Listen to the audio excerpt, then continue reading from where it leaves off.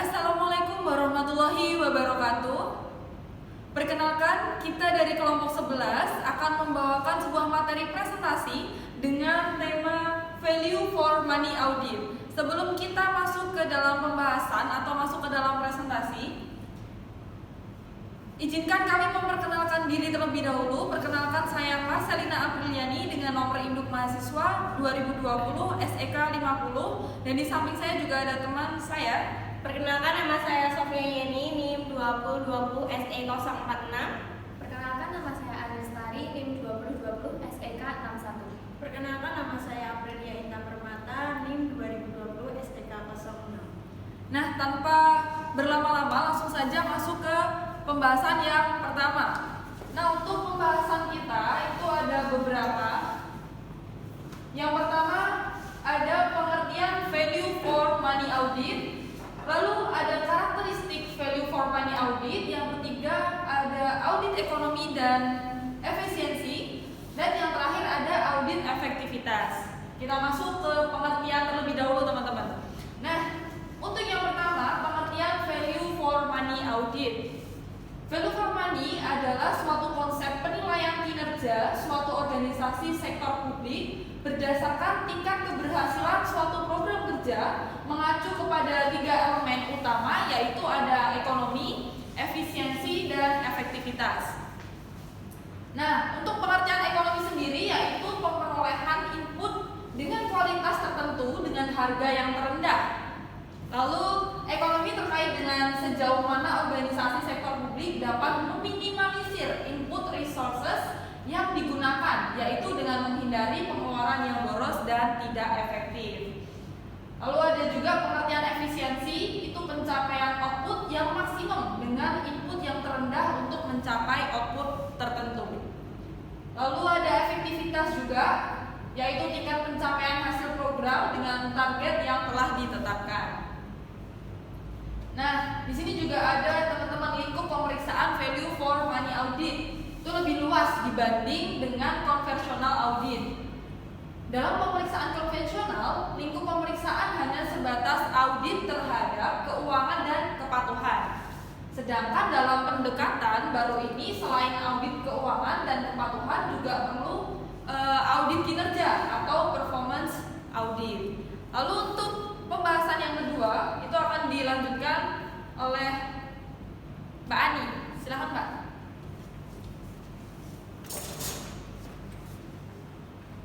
Untuk yang kedua, karakteristik value for money audit. Audit kinerja pada dasarnya merupakan perluasan dari audit keuangan. Audit kinerja memfokuskan pemeriksaan pada tindakan dan kejadian ekonomi yang menggambarkan kinerja organisasi.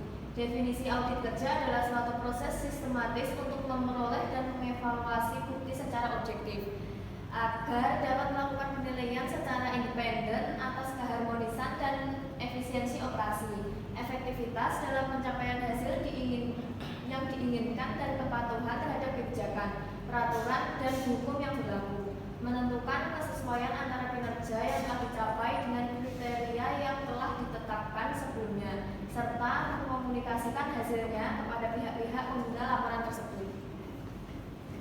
Untuk selanjutnya akan dijelaskan Mbak Intan. Yang ketiga adalah audit ekonomi dan efisiensi. Secara lebih spesifik, the General Accounting Office Standard tahun 1994 menegaskan bahwa audit ekonomi dan efisiensi dilakukan dengan mempertimbangkan apakah entitas yang diaudit telah: 1. Mengikuti ketentuan pelaksanaan penggadaan yang sehat, 2. Penggadaan sumber daya jenis, mutu, dan jumlah sesuai dengan kebutuhan pada biaya terendah. Yang ketiga, melindungi dan memelihara semua sumber daya yang ada secara memadai. Yang keempat, melindungi dan memelihara semua sumber daya yang ada secara memadai. Yang kelima, menghindari adanya pengangguran sumber daya atau jumlah pegawai yang terlebih. Yang keenam, menggunakan prosedur kerja yang efisien.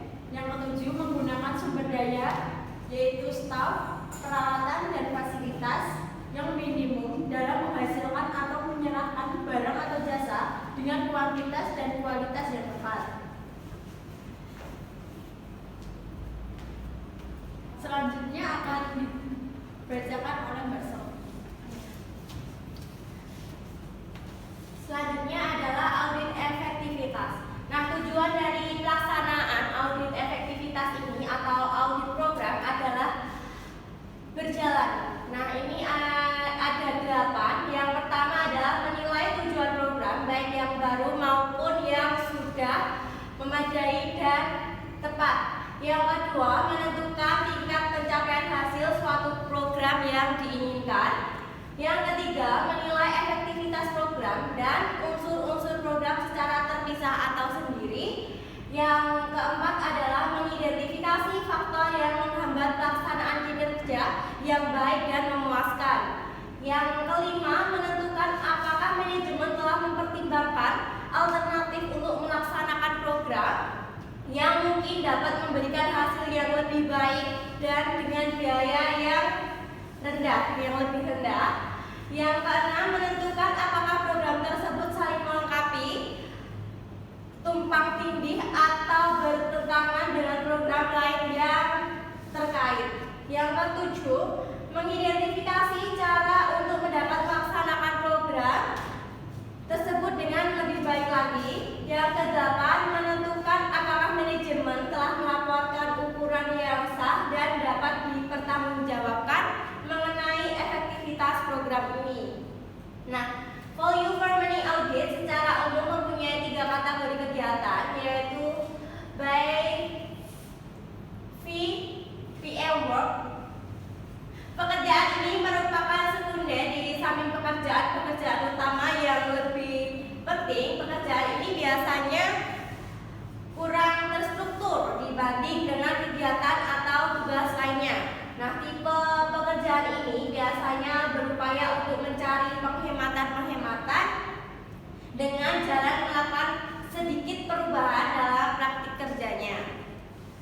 Perubahan yang dilakukan mungkin hanya sebagian kecil, tapi seringkali memiliki manfaat yang substansial. Yang selanjutnya ada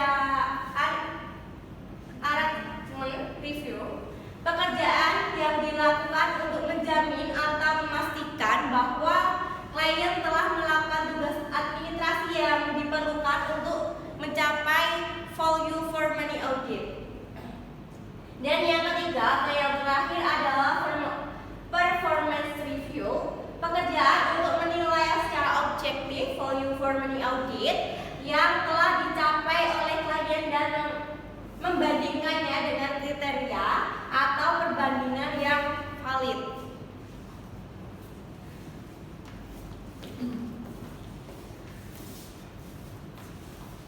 Mungkin cukup sekian presentasi kami kelompok 11. Jika ada kurangnya kami mohon maaf. Wabillahi taufiq wal hidayah. Wassalamualaikum warahmatullahi wabarakatuh.